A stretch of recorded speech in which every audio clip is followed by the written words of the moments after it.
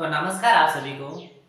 तो अभी सुर्खियों के अंदर जो द केरला स्टोरी है उसकी क्या है कहानी वो हम जानेंगे कि इसमें किसके बारे में बताया जा रहा है और इसमें लोगों की क्या क्या राय है और कहीं राज्य इसको बैन कर रहा है, कोई नहीं चलने दे रहा है, तो उसमें क्या क्या जवाब मिल रहे हैं वो हम देखते हैं। तो द केरला स्टोरी है, इसके अंदर जब इसका टीजर 3 नवंबर 2022 को जब इसका टीजर रिलीज हुआ, टीजर और ट्रेलर के अंदर फर्क ये होता है कि टीजर होता है वो कुछ सेकंड या फिर 1-1.5 मिनट का होता है और जो ट्रेलर होता है वो 2-3 मिनट का होता है। इसमें क्या होता है कि आपको मतलब शॉर्ट के अंदर पूरी स्टोरी बताई जाती है कि मूवी की क्या स्टोरी होगी। तो जब इसमें 3 नवंबर 2022 को जब इसका टीजर रिलीज हुआ तो वहां के पत्रकारों ने इसका विरोध किया। वहां के पत्रकारों ने एफआईआर दर्ज करवाई और वहां के जो तत्कालीन केरल के अंदर जहां एफआईआर दर्ज करवाई तो वहां के जो तत्कालीन डीजीपी थे उन्होंने वहां पर एफआईआर लिखी। और सबसे बड़ी बात तो यह है कि उस टाइम जब ये केस डीजीपी के पास में गया तो उसमें केरल के अंदर ओरिजिनल ऐसे 100 केस पहले से थे जो इससे रिलेटेड थे। अब है कि इस मूवी के अंदर जो आप यहाँ लड़की देख रहे हो इसका नाम है अदा शर्मा, जो वास्तविक नाम इनका अदा शर्मा है, लेकिन मूवी के अंदर ये शालिनी नाम से किरदार निभा रही है। अब है वो शालिनी से बाद में फातिमा के अंदर अपना नाम परिवर्तित कर लेती है। इस टीजर के अंदर वो क्या बताती है, टीजर के अंदर वो ये कहती है कि मैं अब शालिनी नहीं हूं, अब मैं फातिमा हूं। अब उसका जो नाम शालिनी था तो वो कहती है कि मैं अब शालिनी नहीं, मेरा नाम अब फातिमा है और मैं अब एक आईएसआईएस आतंकी हूं और इस काम में मैं अकेली नहीं हूं, मेरे जैसी ऐसी कम से कम 32,000 ऐसी लड़कियां हैं जो इस काम के अंदर संलिप्त है या फिर आईएएस आतंकी ग्रुप के अंदर वो है। ठीक है, तो इस कहानी के अंदर ये बताया गया टीजर के अंदर। लेकिन जो इस मूवी है, जो द केरल स्टोरी मूवी है जो रिलीज हुई है, इसमें जहां पर मध्य प्रदेश ने इसको टैक्स फ्री किया है वहीं पर पश्चिम बंगाल और तमिलनाडु राज्य की जो सरकार है वो वहां पर इसको बैन कर रखा है। सुप्रीम कोर्ट ने उनसे जवाब मांगा है कि आपने बैन क्यों कर रखा है। जो तमिलनाडु है तो वहां की सरकार ने नहीं, वहां के जो थिएटर एसोसिएशन होते हैं जो उनके द्वारा यह कहा गया कि यदि एक दिन भी मूवी को चलाया गया तो जो लॉ एंड ऑर्डर है वो हम मेंटेन नहीं कर पाएंगे। और पश्चिम बंगाल के अंदर सरकार ने कहा कि जो इसके इसके कारण, इस मूवी के कारण जो कानून व्यवस्था बिगड़ेगी, स्क्रीनिंग होने से कानून व्यवस्था बिगड़ सकती है, इसलिए इसको बैन कर रखा है।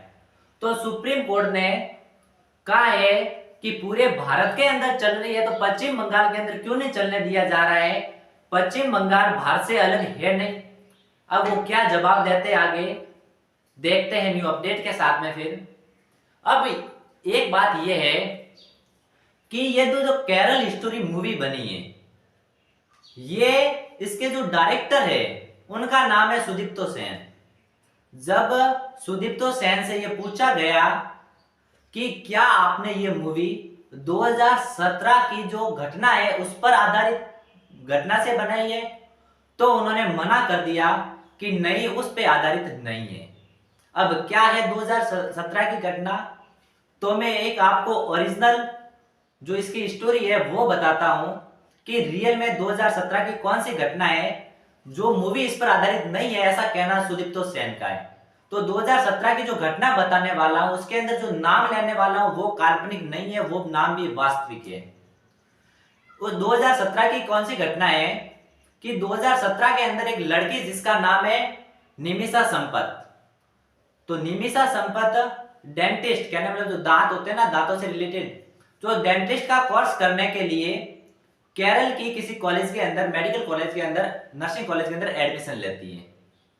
और उसके बाद में उसका एक उसका किसी दोस्त कहने मतलब किसी लड़के से संपर्क होता है और वो लड़का धर्म से ईसाई होता है जो मुसलमान के अंदर परिवर्तित हुआ होता है। अब जब उसका उसका नाम है वो रिजवान बताया है और इसमें क्या ये जो घटना है ये ओरिजिनल है, ठीक है।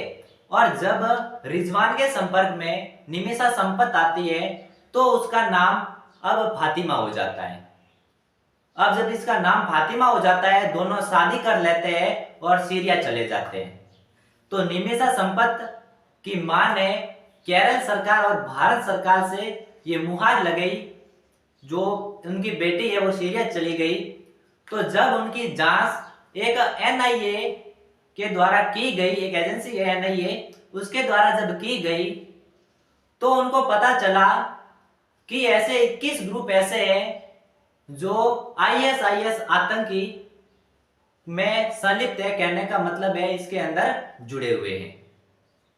अब है जो द केरल स्टोरी मूवी है उसके अंदर जो मुख्य किरदार अदा शर्मा जो दक्षिणी भारत की फिल्मों के अंदर कार्य करती है, तो अदा शर्मा ये एक नर्स होती है या फिर नर्स के लिए एडमिशन लेती है और जो कहीं जाकर के अपने फ्रेंड किसी लड़की फ्रेंड से मिलती है और वो धर्मांतरण की बात करती है और इसके बाद में किसी लड़के से उसे प्यार हो जाता है और वो दोनों सीरिया चले जाते हैं और वहां पर वो अफगानिस्तान की जेल के अंदर उनकी वो कहानी बताती है कि मैं शालिनी नहीं हूं, अब मैं फातिमा हूं।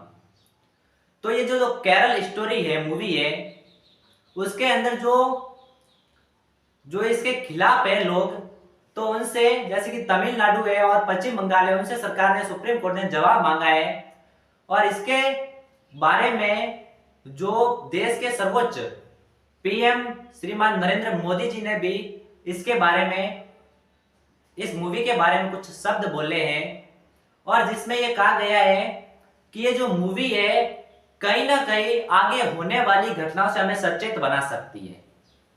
तो ये द केरल स्टोरी की मूवी थी। यदि सेशन को पसंद आए तो जरूर सब्सक्राइब और लाइक करना। तब तक के लिए आप सभी को धन्यवाद।